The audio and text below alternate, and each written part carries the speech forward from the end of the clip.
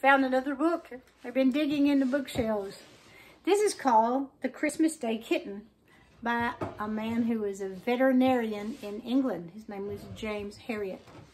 Sometime when you get a little bit bigger, you may want to read some of his stories, or you may watch them on television. It's some pretty neat stuff. He lived in he lived in the Dales in England. But this book, your Daddy wrote his name in it. Look at that. I don't know if you can read it. It's written in cursive, but he wrote his name in it a long time ago. I think he liked this book because he likes kittens like you guys do. There it is, The Christmas Kitten by James Herriot. I think he had this when he was about your age, Henry, because that's when it was printed. Here we go. Christmas can never go by without my remembering, he's telling his own story, Dr. Herriot, a certain little cat. I first saw her when I called to see one of Mrs. Pickering's much beloved basset hounds.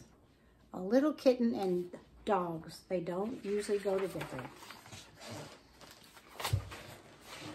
I looked in some surprise at the furry creature moving quietly down the hall. I didn't know you had a cat, I said to Mrs. Pickering, who was a plumpish, pleasant-faced woman. Mrs. Pickering smiled. We haven't, really. Debbie is a stray. She comes here 2 or 3 times a week and we give her some food. I don't know where she lives. Do you ever get the feeling that she wants to stay with you, I asked. No, Mrs. Pickering shook her head. She's a timid little thing. Just creeps in, has some food, then slips away. She doesn't seem to want to let me help her in any way. I looked at the little tabby cat again. But she isn't just having food today. It's a funny thing, but every now and again she pops through into the sitting room and sits by the fire for a few minutes. It's as though she's giving herself a treat. And just at this time, RG walked in here beside the stove. She's giving herself a treat. The little cat was sitting very upright on the thick rug which lay in front of the fireplace in which the coals glowed and flamed. The 3 bassets, the 3 dogs, were already lying there, but they seemed used to Debbie because 2 of them sniffed her in a bored manner and the 3rd merely cocked a sleepy eye at her before flopping back to sleep. Debbie made no effort to curl up or wash herself or do anything other than gaze quietly ahead. This was obviously a special event in her life, a treat.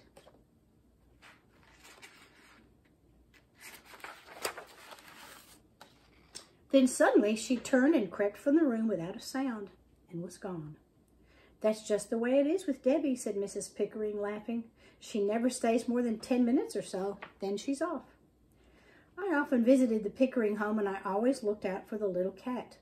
On one occasion, I spotted her nibbling daintily from a saucer at the kitchen door.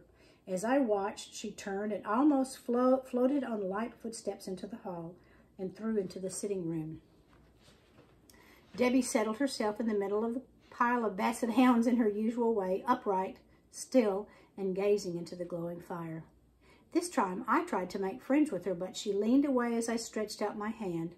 However, I talked to her softly, and I managed to stroke her cheek with one finger. One stroke.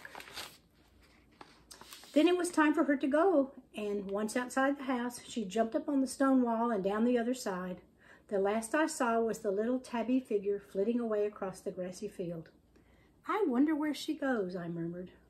That's something we've never been able to find out, said Mrs. Pickering. There she goes.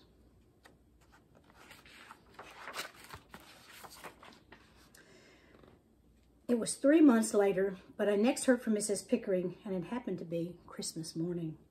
I'm so sorry to bother you today of all days, said Mrs. Pickering apologetically. Don't worry at all, I said. Which of the dogs needs attention?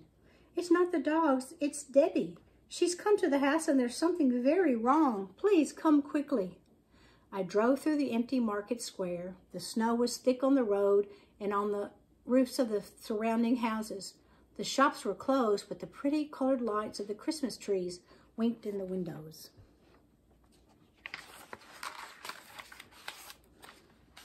Mrs. Pickering's house was beautifully decorated with tinsel and holly and the rich smell of turkey and sage, and onion stuffing wafted from the kitchen. But she had a very worried look on her face as she led me through to the sitting room. Debbie was there, but she wasn't sitting upright in her usual position. She was lying quite still, and huddled close to her, a tiny kitten. I looked down in amazement. What have we got here? It's the strangest thing, Mrs. Pickering replied. I haven't seen her for several weeks, and then she came in about 2 hours ago, staggered into the kitchen, and she was carrying the kitten in her mouth. She brought it in here and laid it on the rug. Almost immediately, I could see that she wasn't well. Then she lay down like this, and she hasn't moved since. Can you see the kitten? There's the tiny little kitten right there.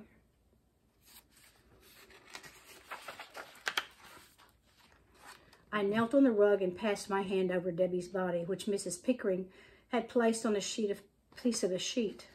She was very, very thin, and her coat was dirty. I knew that she didn't have long to live. Is she ill, Mr. Harriet? She asked Mrs. Pickering in a trembling voice.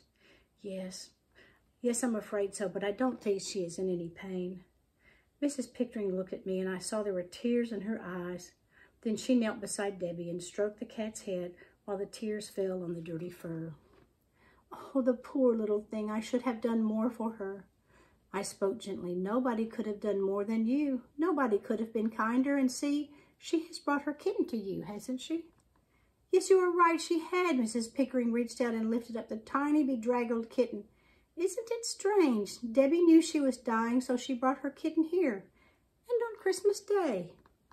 I bent down and put my hand on Debbie's heart. There was no beat. I'm afraid she has died. I lifted the feather-light body, wrapped it in the piece of sheet, and took it out to the car. Even the dogs are watching. When I came back, Mrs. Pickering was still stroking the kitten. The tears had dried, and she was bright-eyed as she looked at me. I've never had a cat before, she said. I smiled. Well, it looks as though you've got one now. The little kitten just perked right up. And she certainly had. The kitten grew rapidly into a sleek, handsome, and bouncy tabby cat, and Mrs. Pickering called him Buster.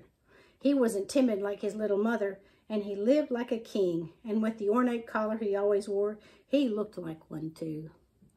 He's chasing a snail over here by the door. Buster. I watched him grow up with delight, but the occasion that always stays in my mind was the following Christmas Day, a year after his arrival. I was on my way home after visiting a farmer with a sick cow, and I was looking forward to a Christmas dinner. Mrs. Pickering was at her front door when I passed her house and heard her call out, "Merry Christmas, Mr. Harriet. Come in and have a drink to warm you up." I had a little time to spare, so I stopped the car and went in. In the house, there was all the festive cheer of last year and the same glorious whiff of sage and onion stuffing. But this year, there was no sorrow. There was Buster. He was darting up to each of the Basset hounds in turn, ears pricked, eyes twinkling, dabbing a paw at them, and then streaking away. Mrs. Pickering laughed. Buster does tease them so. He gives them no peace. She was right. For a long time, the dogs had led a rather sedate life, gentle walks with their mistress, plenty of good food, and long snoring sessions on the rugs and armchairs. Then Buster arrived. He was now dancing up to the youngest dog again, head on one side, asking him to play. When he started boxing with both paws, it was too much for the Basset, who rolled over with the cat in a wrestling game. "Come into the garden," said Mrs. Pickering. "I want to show you something." She lifted a hard rubber ball from the sideboard, and we went outside. Look at her fighting with the dog. Him fighting with the dog. She threw the ball across the lawn, and Buster bounded after it over the frosty grass, his tabby coat gleaming in the sun. He seized the ball in his mouth, brought it back to his mistress, dropped it at her feet, and waited.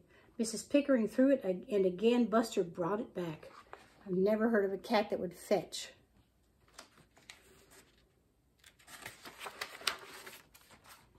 I gasped, "A retriever cat!"